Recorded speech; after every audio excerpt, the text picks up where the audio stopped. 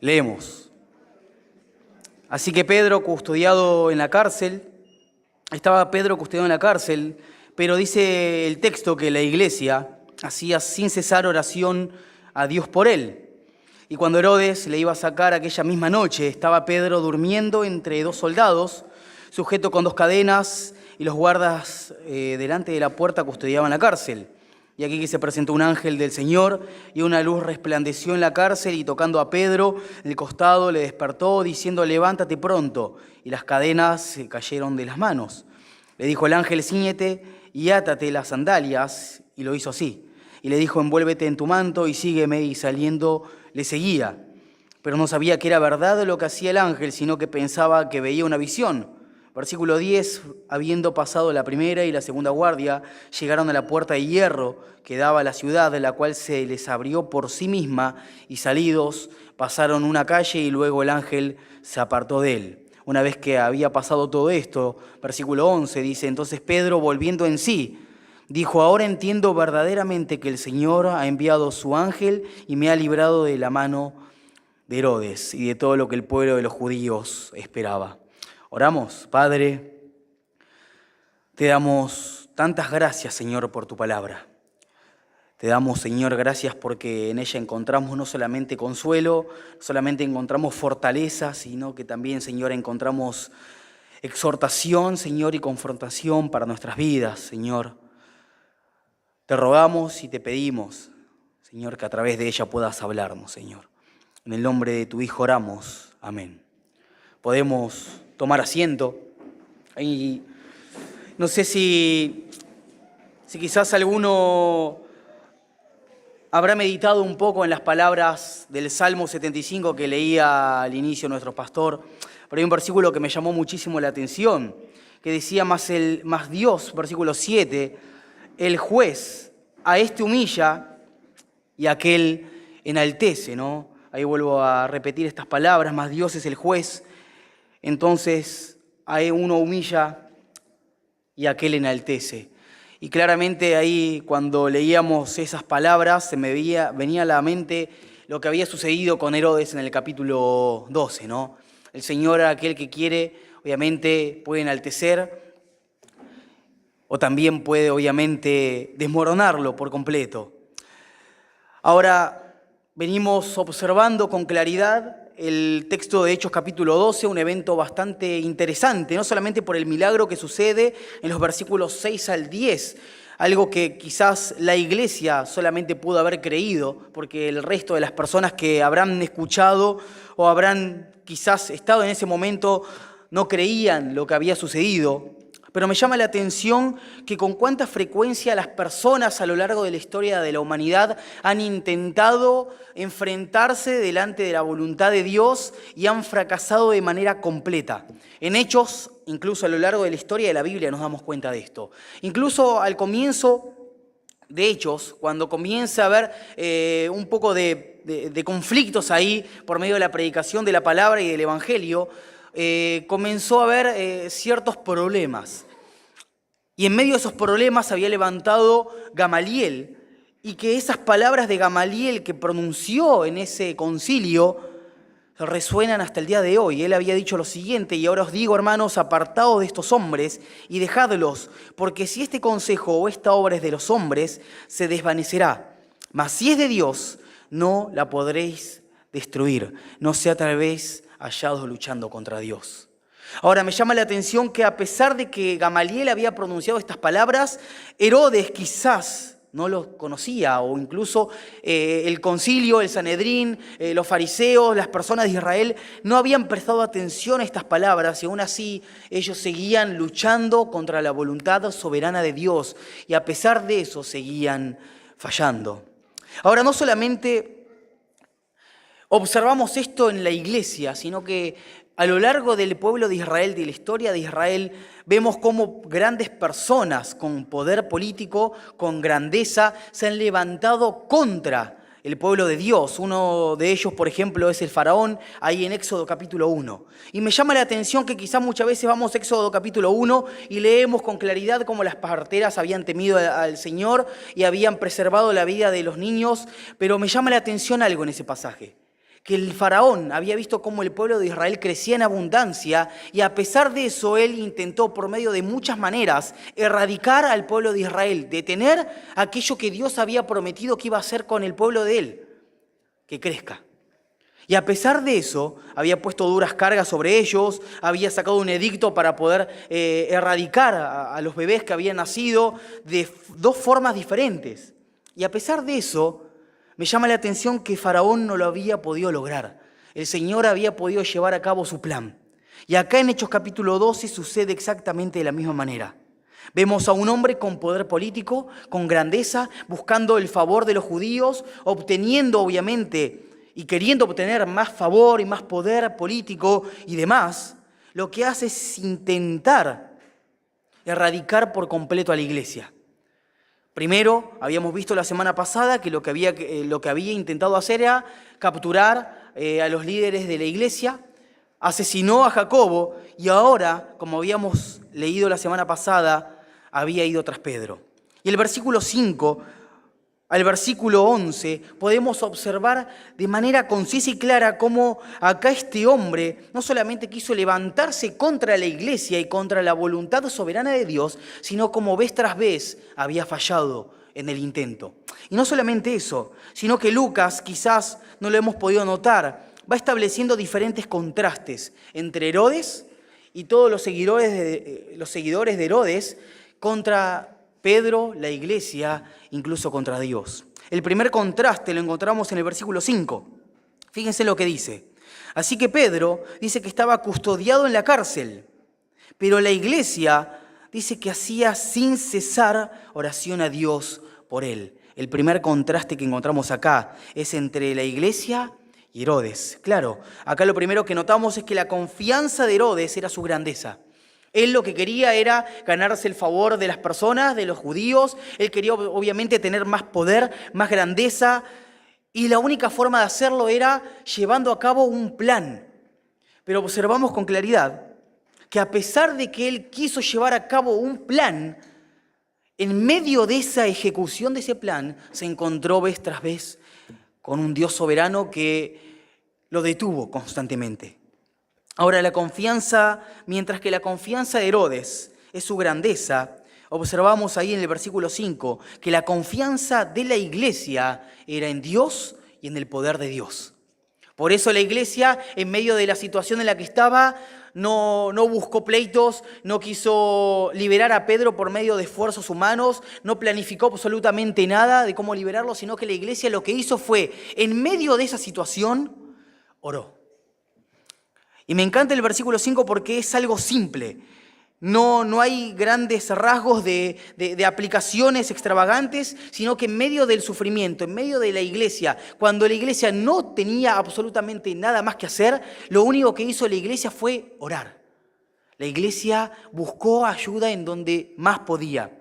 Y algo que me llama la atención es que a pesar de que Pedro estaba siendo custodiado en la cárcel, y leímos en el versículo 4 la gran cantidad de soldados que le habían puesto, la iglesia dice que no buscó liberarlo por ninguna forma, sino que la iglesia lo que hizo es hacer sin cesar oración a Dios por él. Claro, Herodes quería eliminar a los líderes de la iglesia, quería ganarse el favor de los judíos. Herodes lo que planeaba era, bueno, por medio de esta estrategia, lo que voy a lograr es obtener más poder tener más, obviamente, poder político. A pesar de eso, dice que la iglesia comenzó a orar. Y en medio de esta oración, a mí lo que me llama la atención es que resuenan las palabras de Cristo ahí en Mateo. Porque claro, esta idea de grandeza, de que el hombre busque grandeza y poder para sí no es nueva. A lo largo de la historia de la humanidad lo vemos. Incluso Cristo dijo en Mateo, entonces Jesús, llamándolos les dijo, ¿sabéis que los gobernantes de las naciones se enseñorean de ellas? Y los que son grandes ejercen sobre ellas potestad. Mas entre vosotros, le dice a los discípulos, no será así, sino que el que quiera hacerse grande entre vosotros, dice que será vuestro servidor. Y el que quiera ser el primero entre vosotros será vuestro siervo. Como el Hijo del Hombre no vino para ser servido, sino para servir y dar su vida en rescate por muchos. Me encanta este concepto porque lo que para el mundo es grandeza, para la iglesia debería ser considerado debilidad, ¿no? En otras palabras, aquello que el mundo considera como grandeza, como poder, como autoridad, debería ser considerado por la iglesia como absoluta y puramente debilidad. Ahora, el contraste que establece el versículo 5, como habíamos mencionado, es que la iglesia, en medio de esa situación, no sale a la batalla para pelear con herramientas o instrumentos humanos. La iglesia sale a la batalla para enfrentarse con Herodes en un rincón, en una casa. Se reunieron. Y me llama la atención algo del texto, porque claro, quizás Lucas lo hace notar, hablando del tiempo en el cual ellos estuvieron orando, porque es los versículos de la semana pasada, que era justo el tiempo de los panes de la fiesta sin levadura. Incluso también menciona el texto, cuando vamos a leer, que también se une en esa fiesta con el tiempo de la Pascua. Es decir, que la iglesia, en todo ese tiempo que estuvo Pedro en la cárcel, que fueron varios días, incluso dice que Herodes planeaba sacarlo esa misma noche al finalizar todas estas fiestas. Que la iglesia en todo ese momento fue perseverante en la oración. No es que la iglesia se reunió un momento, oró por la liberación de Pedro y para que el Señor haga su voluntad y volvieron cada uno a su casa. No, dice que estuvieron largos días orando sin cesar por él. Con fe, con oración y obviamente confiando en la soberanía y en la voluntad de Dios. No buscan victoria, no buscan ganar poder, no buscan absolutamente nada de esto, sino que la iglesia lo que buscó mediante la oración es hacer la voluntad de Dios y que la voluntad de Dios se cumpla. Tampoco buscaron liberar a Pedro, lo único que hicieron fue orar. Y es un patrón claro en el libro de los Hechos esto. Cuando observamos en el libro de los Hechos, desde el capítulo 1 hasta el versículo 12 que nos encontramos acá, incluso hasta el final, observamos que el patrón de la iglesia es que la iglesia es atacada y la iglesia no devuelve el ataque, sino que la iglesia ora. Hay un problema en la iglesia ora, porque confían, obviamente, que no son ellos los que tienen poder para solucionar cada uno de los problemas que obviamente los invaden, sino que confían en el poder soberano de Dios. Ahora quizás no nos damos cuenta, pero el versículo 5 también nos enriquece en un concepto. Ahí la frase que dice, hacía la iglesia oración sin cesar, está relacionado a un término médico, que es la idea de estirar un músculo hasta el extremo, la idea obviamente de llevar ese músculo hasta el límite. Este término también se utiliza en Lucas capítulo 22, versículo 44, en el momento en que nuestro Señor Jesucristo ora en Getsemaní. Él diciendo que él estando en agonía, oraba más intensamente y era su sudor como grandes gotas de sangre que caían hasta la tierra. Ahora, si relacionamos esto, obviamente, con la oración que hacían la iglesia, seguramente que la iglesia no oraba para que Pedro solamente sea liberado. La iglesia, cuando se reunía, oraba para que se haga la voluntad de Dios. Imagínense una iglesia que estaba inestable emocionalmente. ¿Por qué razón? Había muerto Jacobo. La iglesia estaba inestable emocionalmente, sufría, no solamente porque había muerto Jacobo, sino porque Herodes lo había puesto a Pedro en la cárcel y planificaba hacer exactamente lo mismo con Pedro. Una iglesia que había sido removida las emociones. Y a pesar de eso, fue una iglesia que a pesar del sufrimiento, a pesar de la dificultad, a pesar de las amenazas, a pesar de la adversidad, fue una iglesia que no buscó venganza, sino que se juntaron a orar. Y oraron fervientemente, con todo el corazón, alma y mente, imploraban a Dios. No solamente para que Pedro sea liberado, sino porque en medio de esa oración ellos confiaban que se iba a hacer la voluntad de Dios. Ahora me pregunto en este momento, ¿por qué será que el Señor permitió la muerte de Jacobo y no permitió la muerte de Pedro? No lo sabemos. Pero la iglesia oraba para que se haga la voluntad de Él. No oraba para que se haga la voluntad de ellos. Buscaban que la iglesia, buscaban ellos mismos crecer a pesar de la adversidad. Ahora el segundo contraste se presenta en el versículo 6 al versículo 10. Y no solamente hay un relato del milagro que solo la iglesia iba a creer. ¿Por qué decimos esto? Porque Herodes al finalizar no creyó que Pedro había sido liberado milagrosamente, teniendo un montón de soldados, no solamente puerta de hierro, no solamente habían 2 guardias que tenían que pasar, sino los soldados a los cuales él estaba encadenado y los soldados que estaban a la puerta cuidándolo. A pesar de toda esa máxima seguridad, dice que Herodes no creyó el relato, sino que lo que hizo fue asesinar a los soldados. Es decir, que los únicos que creyeron en este milagro, que desafía las leyes de la física y de la lógica, había sido la iglesia. Incluso dice el texto que Pedro, a medida que iban pasando los versículos y los eventos ahí, que el ángel lo despertaba, dice que él no estaba consciente de lo que hacía. Recién en el versículo 11 nos damos cuenta que él sale afuera y ahí él dice, volviendo en sí, se da cuenta, como que se despierta. Es decir, que el apóstol Pedro parecía que estaba como medio entredormido y pensaba incluso que era una visión, dice el texto. El contraste acá con claridad observamos es que no solamente en los versículos primeros Herodes buscaba grandeza, sino que acá lo que hace Herodes es aplicar su poder. Claro, él por medio de todo lo que está haciendo es aplicar su poder en la máxima seguridad de que le había colocado a Pedro. Obviamente, Herodes en ningún momento se imaginó que teniendo tanta seguridad, un poco más, faltaban cámaras de seguridad para saber lo que había pasado. A pesar de eso, dice que Herodes, en este contraste que observamos, no pudo detener la mano de Dios. Lo que Herodes no había entendido es que aquellos que el Señor quiere libre, nadie, absolutamente nadie ni nada puede detener la voluntad del Señor. Este contraste no solamente nos muestra el poder político y humano que tenía Herodes, creyéndose capaz de detener la voluntad y la obra de Dios por medios humanos, sino que además de esto nos damos cuenta con claridad que había un Pedro durmiendo. Y no sé, quizás alguno se habrá dado cuenta de que el versículo 6, diciendo que Pedro dormía entre 2 soldados, el apóstol Pedro, a pesar del sufrimiento, a pesar de estar en deplorables condiciones seguramente, con soldados esposados a los costados, ¿sí?, varios días en la misma situación, sabiendo que su amigo Jacobo había muerto y que él estaba próximo a la muerte porque obviamente lo habían colocado en la cárcel diciéndole vas a morir. No es que era una amenaza como veces anteriores. El apóstol Pedro estaba consciente de que él iba a morir, porque no solamente Herodes lo había mencionado, sino que ya había matado anteriormente a Jacobo. Y a pesar de eso, las implicaciones que conlleva que el apóstol Pedro esté durmiendo significa que él se había despojado por completo de todo. Dijo, Señor, que sea tu voluntad y que no sea la mía.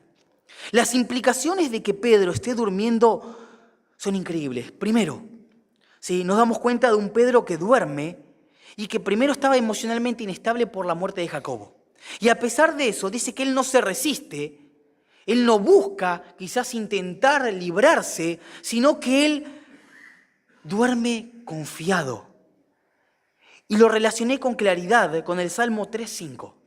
¿Por qué digo esto? Porque David, cuando había estado siendo perseguido por su hijo Absalón, en medio de todo ese sufrimiento y esa persecución, dice que David pronunció estas palabras: yo me acosté y dormí y desperté porque sabía que Jehová me sustentaba. Esas mismas palabras, obviamente, tienen una gran relevancia en que Pedro esté durmiendo. Incluso se me viene a la mente el salmo que dice, y en paz me acostaré y asimismo dormiré. ¿Por qué razón? Porque solo tú, Jehová, me haces vivir confiado. A pesar de que él sabía que iba a morir, a pesar de que el apóstol Pedro sabía que estaba a horas de pasar de muerte a vida, él dormía confiado. A pesar del estrés, a pesar de la ansiedad, a pesar del sufrimiento, a pesar de todo lo que él seguramente conllevaba estar encarcelado, él dice que dormía. Me llama la atención porque muchas veces nosotros, humanamente hablando, ¿no?, surge algún problema y ya como que hay un desequilibrio, ¿no? Emocionalmente, y nos cuesta incluso hasta dormir. No sé si les ha pasado que cuando hay algún problema, no sé, quizás financiero, algún problema con la familia, algún problema incluso de salud, nos cuesta dormir. Y quizás ese es un indicio para decir: Señor, no estoy durmiendo porque no estoy confiando. Señor, no estoy descansando porque me está costando, como dice Pedro incluso en 1 de Pedro capítulo 5, echando toda vuestra ansiedad sobre Él, porque Él tiene cuidado de vosotros. Que el apóstol Pedro esté durmiendo implica que Él, a pesar de la debilidad, a pesar del cansancio, a pesar de la falta de fuerza, dice que Él se fortaleció en la gracia de nuestro Señor Jesucristo. Como dice ahí 2 de Timoteo capítulo 2, versículo 1, tú pues, hijo mío, le dice Pablo a Timoteo, esfuérzate no en tu fuerza, sino esfuérzate en la gracia que es en Cristo Jesús. Esto significa, Timoteo, en medio del dolor, en medio de las pruebas, en medio de la adversidad, no te esfuerces en vos mismo, sino genera un poder adentro que no proviene de vos, sino que proviene de fortalecerte en Cristo, en su gracia y en su palabra.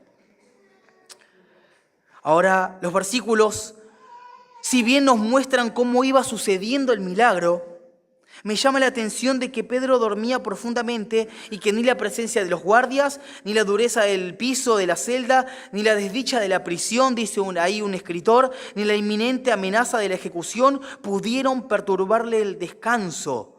Y por medio de una serie de maravillosos milagros, uno tras otro, dice que Pedro salió hasta fuera del lugar. Y una vez que él sale afuera, lo que hace el apóstol Pedro, el versículo 11, en nuestro último contraste, dice que volviendo en sí, dijo: ahora entiendo que verdaderamente el Señor ha enviado su ángel, no fui yo, no fue la iglesia la que me rescató, fue el Señor que Él soberanamente y su voluntad ha querido que hoy yo esté vivo. Y lo que hizo el apóstol Pedro es glorificar y dar gloria absolutamente al Señor. Herodes, en este pasaje, vemos con suma claridad que descubrió la misma verdad que ya antes habían aprendido el concilio, que ninguna cárcel puede contener a quienes Dios quiere libre. Esto obviamente genera un descanso en el corazón, no solamente de la iglesia en aquel tiempo, sino también en nuestros corazones. Saber que todo lo que nos sucede es porque el Señor lo permite, y si el Señor quiere, hoy estamos con vida y mañana partiremos a su presencia. Y la idea de lo que nos está enseñando acá Lucas, con claridad, no es el contraste que observamos, sino que hay un contraste también entre Dios y entre Herodes. Claro, Herodes lo que tenía la intención de llevar a cabo su voluntad, su deseo. Esta va a ser mi voluntad, dijo Herodes.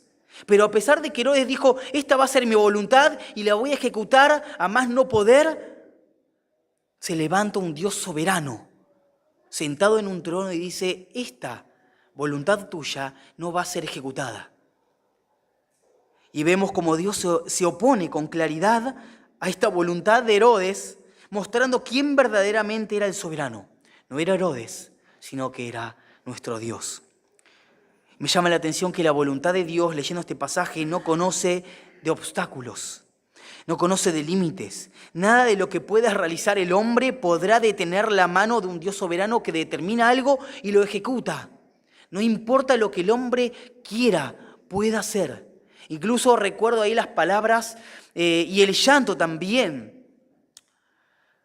del hermano de Jacobo, cuando había vendido su primogenitura y había obviamente desafiado al Dios soberano, y en medio de esas lágrimas diciendo, procuró obtener de nuevo lo que había perdido, y dice que no fue así, porque él ya lo había perdido, y ni siquiera nuestro arrepentimiento muchas veces va a detener algo que Dios determina.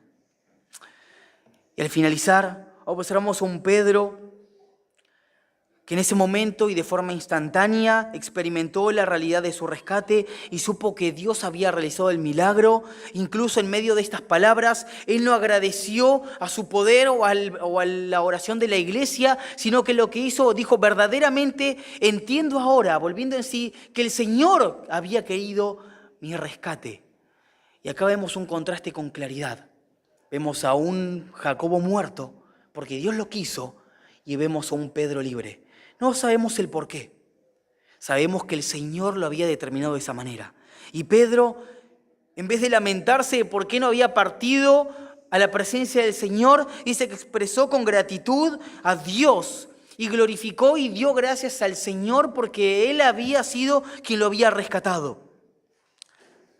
Ahora, el verdadero enfoque de Lucas no se encuentra en el poder de Herodes, tampoco el enfoque de Lucas se encuentra en el sufrimiento de la iglesia, tampoco en la muerte de Jacobo, tampoco en el sufrimiento de Pedro, tampoco en el que Pedro dormitaba, sino que el enfoque verdadero acá de Lucas es en exaltar y resaltar al gran Dios soberano, que a pesar de que nosotros nos enfrentamos muchas veces, humanamente hablando, y luchamos contra su voluntad, Él dice, no, se va a hacer lo que yo quiero. Ahí como en el huerto de Getsemaní, ¿no? Como mencionábamos, el Señor oraba ahí, Jesucristo, Señor, mi deseo no es ir a la cruz, pero que no se haga lo que yo quiero, sino lo que tú quieres. Ahora, ¿con cuánta frecuencia nosotros, en medio del dolor, en medio de la adversidad, decimos, no, Señor, quiero que suceda esto? Señor, quiero que este estudio de mi enfermedad salga bien. Quiero que esto que me está pasando salga adelante y sea obviamente, Señor, conforme a lo que yo quiero. Señor, ¿cuántas veces nos hemos encontrado delante de situaciones adversas en donde decimos, Señor, lo único que quiero, Señor, es que se cumpla lo que yo quiero? Y muchas veces oramos erróneamente. Muchas veces oramos no conforme a la palabra del Señor. No conforme ahí al ejemplo que nos dejó Cristo en el huerto de Getsemaní. Muchas veces oramos, Señor, que se haga lo que yo quiero. Señor, que se haga mi voluntad con respecto a todo. Y a pesar de eso, el Señor ahí se levanta y dice, no se va a hacer conforme a tu voluntad, sino que se va a hacer conforme a la mía. Y el Señor Jesucristo en el huerto de Getsemaní nos enseña a orar. La iglesia acá en Hechos capítulo 12 nos enseña a orar. El apóstol Pedro nos enseña cómo también descansar, en que a pesar de que el Señor esté permitiendo la situación en la que estemos atravesando, Él dice, yo estoy en control, yo soy el soberano. No ores para que se haga tu voluntad, orá para que se lleve a cabo mi voluntad. Porque a pesar de todo, la voluntad del Señor va a seguir su curso.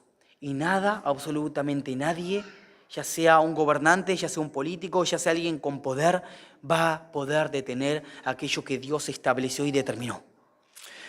Queda obviamente a nuestro alcance el poder confiar, el poder orar, el poder derramar nuestro corazón delante de Él y decir, Señor, que sea tu voluntad y no la mía.